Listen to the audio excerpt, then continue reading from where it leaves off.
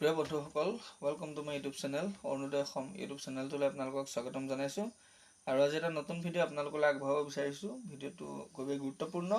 আজিৰ ভিডিঅ'টোত মই আপোনালোকক দেখুৱাবলৈ লৈছোঁ যে অসম ৰাজ্য চৰকাৰৰ উদ্যোগত অসম প্ৰজ্ঞান ভাৰতী স্কুটি আঁচনি 2024ত বৰ্তমান দ্বাদশ শ্ৰেণীত অধ্যয়ন কৰা অসম ৰাজ্যৰ সকলো মহিলা নাগৰিকক এখনকৈ স্কুটি প্ৰদানৰ বাবে অসম প্ৰজ্ঞান ভাৰতী স্কুটি আঁচনিখন উলিওৱা হৈছিল আৰু সেই আঁচনিখন অনলাইন যোগে সম্পন্ন হ'ব আৰু সেই আঁচনিখনৰ সবিশেষ আজি আপোনালোকক জনাবলৈ লৈছোঁ। আৰু আপোনালোকক দেখাই যাম যে তেওঁলোকে স্কুটি পাবলৈ হ'লে কেনেধৰণে অনলাইন কৰিব লাগিব বা কি কি ডকুমেণ্ট লাগিব সকলোখিনি দেখাই যাম। তো বন্ধুসকল, আপোনালোকে ভিডিঅ'টো কোনো ধৰণৰ স্কিপ নকৰাকৈ চাই যাব, তেতিয়া কথাখিনি বুজি পাব। আৰু ভিডিঅ'টো আহক আমি আৰম্ভ কৰোঁ। আৰু আৰম্ভ কৰাৰ আগেয়ে মই আপোনালোকক কওঁ যে মোৰ চেনেললৈ যিসকল নতুন আহিছে তেওঁলোকে মোৰ চেনেলটো ছাবস্ক্ৰাইব কৰি কাষত থকা বেল আইকনটো দবাই ৰাখিব, যাতে মই দিয়া ভিডিঅ'খিনি তেওঁলোকে পোনপ্ৰথমেই পায়। আৰু ভিডিঅ'টো লাইক কৰিব আৰু ভিডিঅ'টো শ্বেয়াৰ কৰিব, যাতে সকলোৱে গম পায়। তো গাইজ, ইয়াতে চাওক, মই প্ৰথম ক্ৰোম ব্ৰাউজাৰটো খুলিছোঁ আৰু আপোনাক দেখাইছোঁ। ইয়াতে মই চাৰ্চ কৰি থোৱা আছিলে। ইয়াতে চাওক, আছাম প্ৰজ্ঞান ভাৰতী স্কুটি স্কিম 2024, এটা check eligibility benefit and application process. তো ইয়াতে চাওক, এই লিংকটো মই আপোনালোকক ডেছক্ৰিপশ্যনত দি দিম আৰু ইয়াতে ক্লিক কৰি পিনি আপোনালোকে এই পেজটো পাব পাৰিব আৰু তাৰপিছতে আপোনালোকে ইয়াতে এপ্লাই কৰিব পাৰিব। তো গাইজ, এতিয়া কি হৈছে ইয়াতে চাওক, মই অলপ স্ক্ৰল ডাউন কৰিছোঁ। স্ক্ৰল ডাউন কৰি আপোনালোকক দেখাইছোঁ। ইয়াতে চাওক, the Assam state government launch the Assam Pragyan Bharati scooty scheme 2024। ইয়াতে চাওক, এই পেজটোৰ পৰাই আপোনালোকে সম্পূৰ্ণৰূপে স্কুটি কেনেধৰণে পাব বা কোনে কোনে পাব, তো কেনেকুৱা ধৰণৰ ডকুমেণ্ট লাগিব সকলোখিনি জানিব পাৰিব। মই অলপমান স্ক্ৰল ডাউন কৰি আপোনালোকক দেখাই দিছোঁ যে the objective of Assam Pragyan Bharati scooty scheme, এই অবজেক্টিভখিনি দিছে ইয়াতে। আৰু ইয়াতে চাওক, কেইটামান বস্তু দি আছে। নেম অফ স্কিম যে Assam Pragyan Bharati scooty scheme launch by Assam state government, এইটো অকল অসম চৰকাৰে দিছে, ষ্টেট গভৰ্ণমেণ্টে। অবজেক্টিভ দিছে provided scooty to female citizens, অকল মাত্ৰ মহিলাসকলৰ বাবেহে প্ৰযোজ্য হ'ব। বেনিফিচাৰী চিটিজেনছ অফ আছাম, বেনিফিচাৰীসকল অসমৰ স্থায়ী বাসিন্দা হ'ব লাগিব। তাৰপিছত ইয়াতে চাওক, ইলিজিবিলিটিখিনি দিছে। The applicant must be a permanent resident of Assam state, the এপ্লিকেণ্টজন পাৰ্মানেণ্ট অসমৰ স্থায়ী বাসিন্দা হ'ব লাগিব। The applicant must be a female student, the এপ্লিকেণ্টগৰাকী ছাত্ৰী হ'ব লাগিব, তাৰমানে মহিলা হ'ব লাগিব। তাৰপিছত 3 নম্বৰ দিছে, the applicant should get A first class in the class 12 government school examination of Assam state.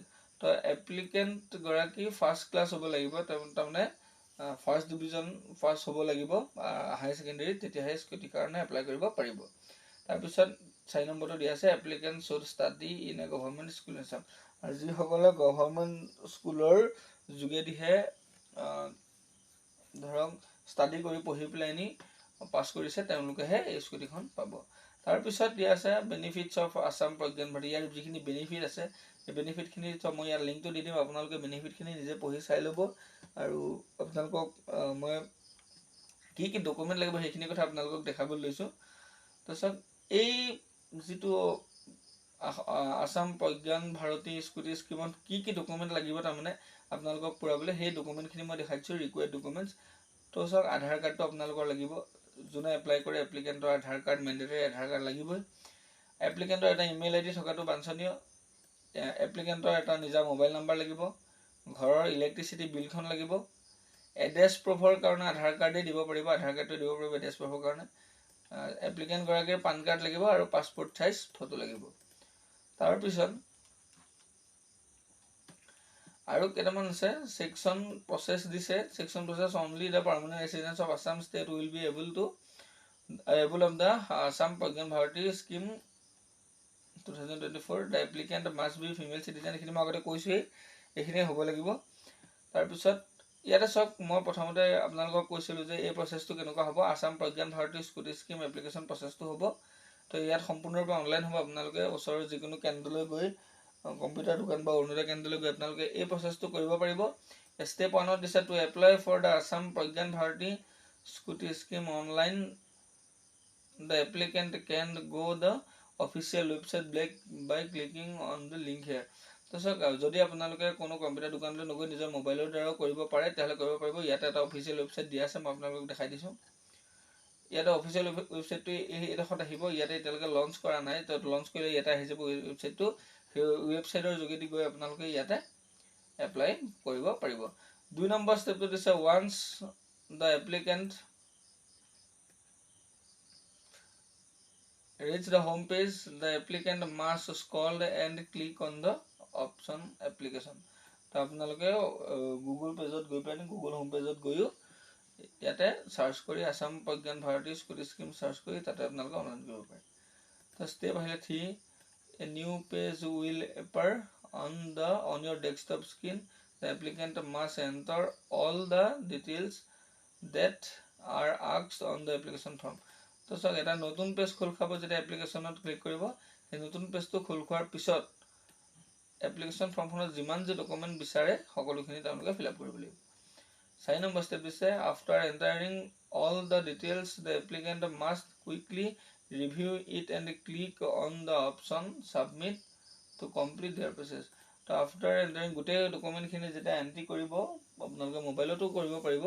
তো মই যেতিয়া এপ্লিকেশ্যন প্ৰচেছটো আহিব মই আকৌ দেখুৱাই দিম। আজি আপোনালোকক ইয়াতে লিংকটো আহিছে, লিংকটো অহাৰ কাৰণে মই দি দিছোঁ। তাৰপিছত ইয়াতে চাওক যিখিনি আপোনালোকে